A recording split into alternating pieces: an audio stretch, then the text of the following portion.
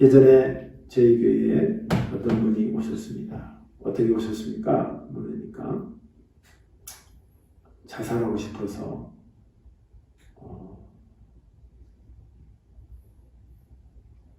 결단을 하고 했는데 이 교회를 와서 왔습니다.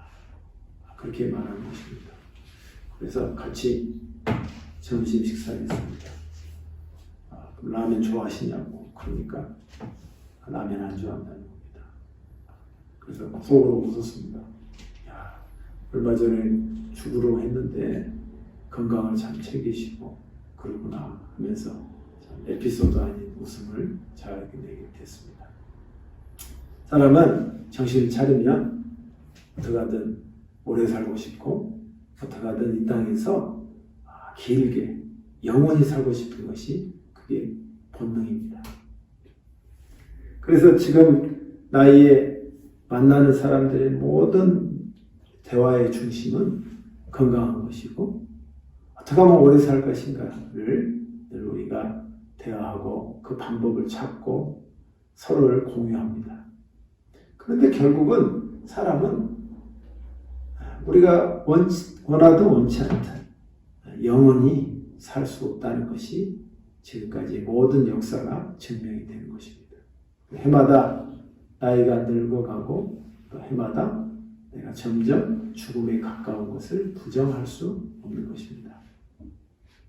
오늘 말씀의 제목은 과연 내가 부활한다면 어떤 모습일까를 한번 생각해 보는 것입니다. 모든 사람이 죽으면 그걸로 끝이라고 생각하고 죽은 다음엔 더 좋은 세상이 있을 것이라는 막연하에 자기의 생명을 그냥 던지는 사람이 있습니다. 그러면 그 사람은 오늘 성경에 비춰본다면 부활한 모습으로 나타나는 어떤 모습일까? 또 생각해 본다면 결코 그런 생명을 스스로 결정하지 않았을 겁니다. 오늘 우리가 이 현실의 문제가 큰 것이지만 내가 죽어서 부활한 몸은 어떤 모습일까를 오늘 우리가 생각해 본다면 오늘 말씀이 우리에게 참 귀중하게 들리게 될 줄 믿습니다. 오늘 고린도 교회에 하나님께서 15장의 부활에 대해서 이야기를 하는 이유는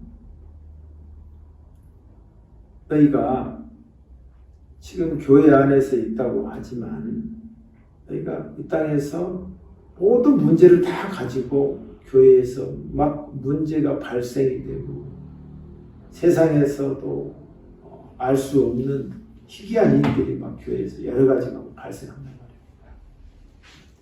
그런 것들이 네가 생각해봐라.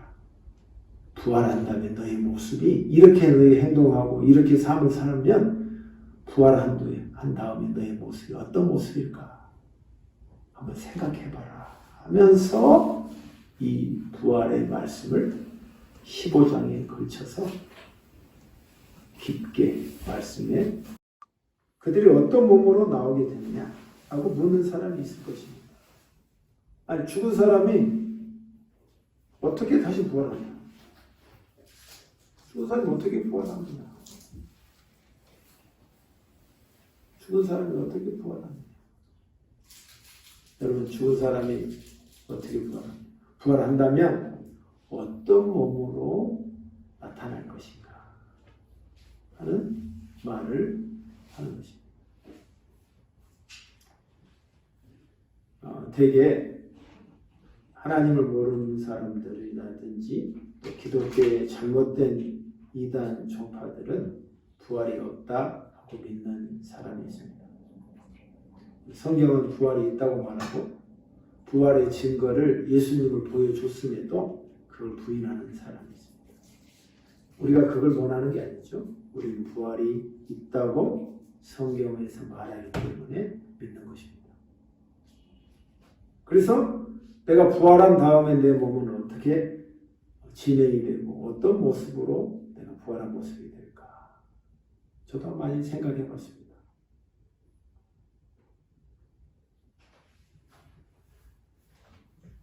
그래서 부활이 있다는 증거로 이 사도 바울이 말씀을 하시는데, 첫 번째는 여러분이 참 이 부분에 대해서 참 어리석습니다. 왜 이렇게 모르냐? 부활은 멀리 있는 게 아니고, 부활은 망망대해에 크게 있는 보이지 않는 것이 아니라 우리의 가까운 곳에 하나님께서 그 샘플을 보여주셨다는 거예요. 부활이라는 게. 사람이 죽어서 다시 부활한다. 이런 것이 역사적으로 예수 그리스도만이 유일한 존재지만, 그 부활한다는 증거의 하나의 작은 증거들이 우리 주위에 널려있게 주님이 해주셨다는 거예요. 그것을 뭘로 말하냐면 씨앗으로 표현하고 있습니다. 씨앗. 그래서 씨앗이 뭐냐? 오늘 첫 번째 내가 부활을 한다면의 첫 번째 화두가 뭐냐면 내가 죽어야 생명이 된다는 것입니다. 내 몸이 죽어야 새로운 생명이 된다는 거예요. 그게 오늘 성경이 말하고 하는 첫 번째 말이다. 그 예를 뭐냐? 씨앗이야, 씨앗. 씨앗이 다 죽어야 생명이 일어나지 않느냐. 지금 봄이 됐어요. 우리가 심었던 씨앗이 죽어야 움이 트고 꽃이 핀다는 거예요. 죽어야 된다.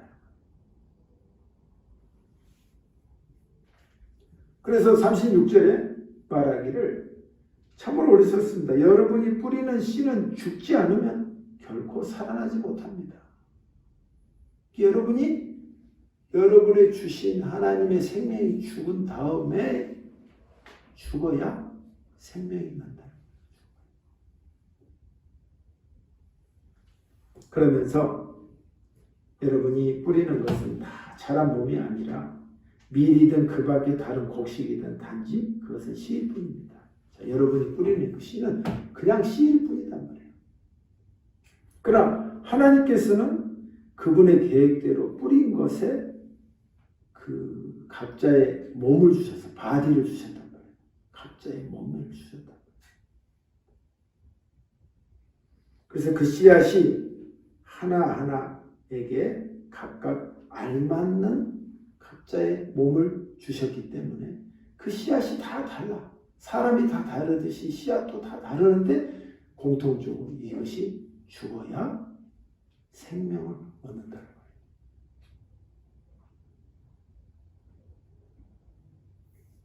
그러니까 육체가 똑같지 않습니다. 사람의 육체가 있고 동물의 육체가 있고 새의 육체가 있고 물고기의 육체가 있습니다. 다 각자가 이런 육체의 몸의 바디가 다 다르지만 그것이 씨단 말이에요. 씨의 종류를 비유하는 거예요. 그 씨들이 죽어야 생명을 얻는다. 근데 오늘 말씀은 하나같이 물고기를 말하는 게 아니고 동물을 말하는 게 아니고 영혼을 계속 말하고 있는 것입니다. 내 영혼이, 내 육신이 죽지만 내 영은 살아나는 것입니다. 할렐루야. 할렐루야. 여러분의 영이. 짐승과 우리의 다른 점이 뭡니까? 우리에게 영이 있단 말이에요. 영이 있어. 그들은 생각까지는 있어. 그러나 영은 없단 말이에요. 오직 영을 주신 분은 우리 인간이니까. 네, 하나님의 형상이니까. 그러니까 아무리 로봇을 만들고 사람을 복제하려고 해도 그 영은 집어넣을 수가 없는 것입니다. 이거는 인간이 터치할 수 없는 부분이다. 내가 죽어야 생명이 되는 것이다. 그거 주님이 말씀하신 것입니다. 네가 죽을 때 그때 한다는 거예요. 죽으면 네 영이 부활한다는 걸 안다는 것이죠. 두 번째는 내가 과연 부활한다면 어떤 모습이 될까를 생각해 보면 부활할 때 각자가 다 몸이 다르고 그 다음에 각자가 다 부활한 모습이 다 다르는데 각자가 부활한 영광이 다르다는 거예요. 우리 이것에 부활의 신비가 있습니다. 각자의 영광이 다르다. 하늘나라에서 똑같이 심어주고 똑같이 내 몸이고 똑같이 내 육신이지만 부활한 다음에는 각자의 면류관이 다 다르고 영광이 다 다르다는 거예요. 똑같이 심어졌지만 사람이 각기 다르듯이 그의 모습 또한 영광이 다르지만 그곳에서의 또 차별이 아니라 등급이 다 나누어진다는 말씀입니다. 그래서 보세요. 39절에 모든 육체가 똑같지 않습니다. 사람의 육체가 있고 동물의 육체가 있고 새의 육체가 있고 물고기 육체가 있습니다. 또한 하늘에 속한 몸이 있는 것만이 아니라 땅에 속한 몸도 있습니다. 여기서 땅과 하늘에 속한 몸이 갈려진다는 건 동물과 인간의 육체가 서로 구분하는 것으로 딱 나뉘는 거예요. 땅에 속한 것들은 땅으로서의 끝나지만 하늘에 속한 사람이기 때문에 하늘로 다시금 부활한다는 거예요. 그래서 하늘에 속한 영광과 땅에 속한 영광이 각각 다릅니다. 해와 달과 별의 영광이 각각 다르고 별들 사이에서도 그 영광은 각기 다릅니다. 여기서 보세요. 별들 사이에서도 그 영광은 각기 다르다. 별들 사이에서도. 그 말이 뭐죠? 하나님이 똑같이 만들어서 똑같이 그들의 몸을 주셨어. 그들이 다 소멸하고 죽지만 다시 부활할 때는 그것들이 각기 다 다른 영광을 얻게 된다. 그 말씀인 것입니다. 사랑하는 성도 여러분, 오늘 이 부분에서 우리가 집중해야 합니다. 우리가 하나님이 내가 몸을 주셨고 이 땅을 살게 한단 말이에요. 그러면 내가 죽은 다음에 부활할 때도 내가 부활한 그 영광이 다른 사람과 다 다르다는 거예요. 다른 이유가 뭐죠? 내가 이 땅에서 하나님이 주신 내 몸을 어떻게 어떤 것으로 심었느냐가 결정이 되는 것입니다. 우리가 하나님 앞에 의로운 사람이 아무도 없습니다. 그러나 예수 그리스도로서 의롭게 되었습니다. 그런 다음에 내 이후에 그 시간과 삶과 인생 가운데 내가 무엇을 심었느냐? 하늘의 것을 심고 아버지의 것을 심은 자가 부활체의 모습으로 나왔을 때 나의 영광이 각기 다르다는 것입니다. 여러분, 우리가 오늘 현실을 생각하면서 그날 급급하며 살지만 그걸 한번 시간 있을 때 내가 부활한 다음에 내가 어떤 영광을 받을까 한번 생각해 볼 필요가 있습니다. 내가 이렇게 방황하고 내가 아무리 이렇게 힘들고 이렇게 살면서 이 세상의 세파에서 끌려간다 할지라도 하늘의 영광을 내가 생각해 본단 말이에요. 어차피 죽어. 어차피 사람이 늙어가. 어차피 사람은 죽음을 피할 수 없어. 그런다 어차피 부활체에 내가 나타나. 그러나 그때 영광은 다 다르단 말이에요. 그런 생각을 본다면 내가 사망의 길을 가고 잘못된 길을 가고 잘못된 생각을 한다 할지라도 그때 내가 영이 깨어서 그 방향에서 역으로 돌아올 수 있어야 한다. 왜? 부활의 영광이 다르니까. 그래서 한편으로 저도 많은 실수를 하면서 뭘 느끼냐면 여러분 그런 적 없습니까?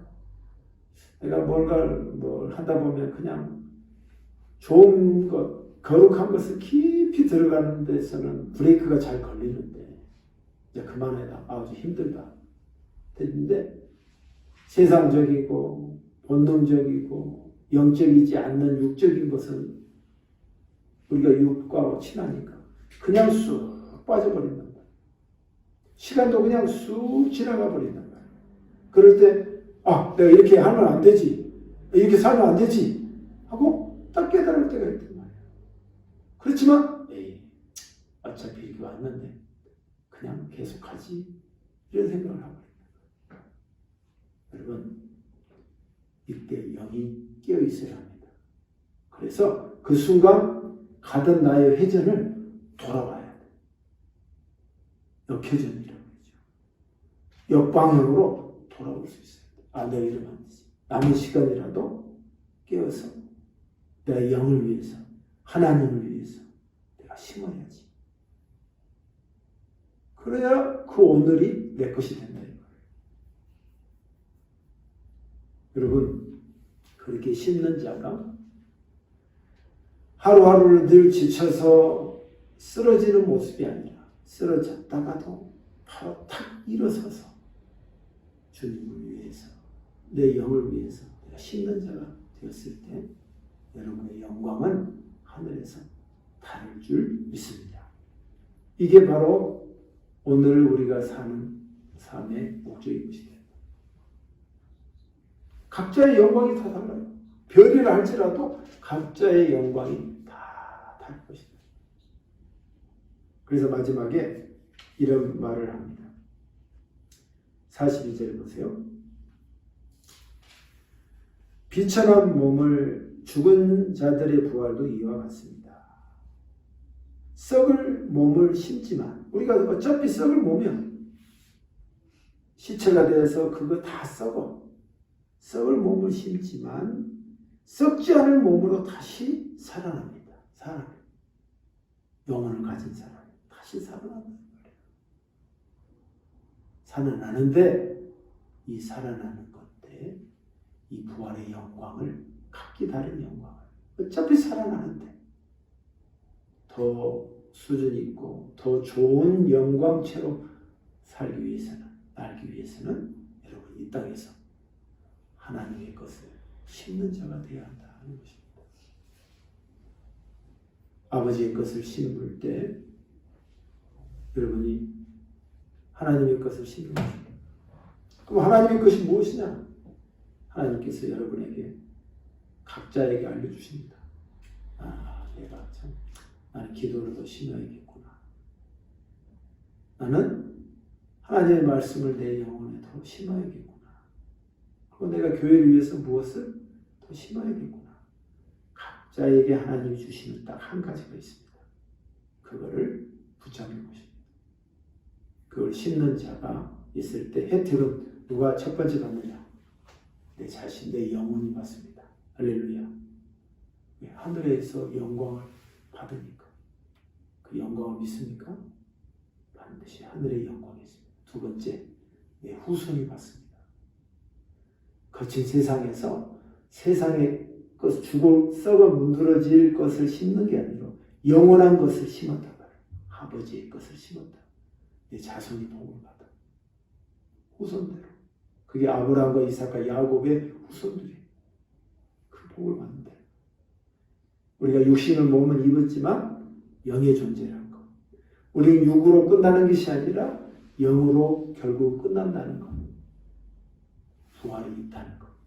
부활의 날을 생각하는 저 여러분이 되셔서 오늘의 하루를 하나님의 것을 심어서 여러분 부활의 영광이 더 멋진 모습으로 부활되기를 주님의 이름으로 축복합니다.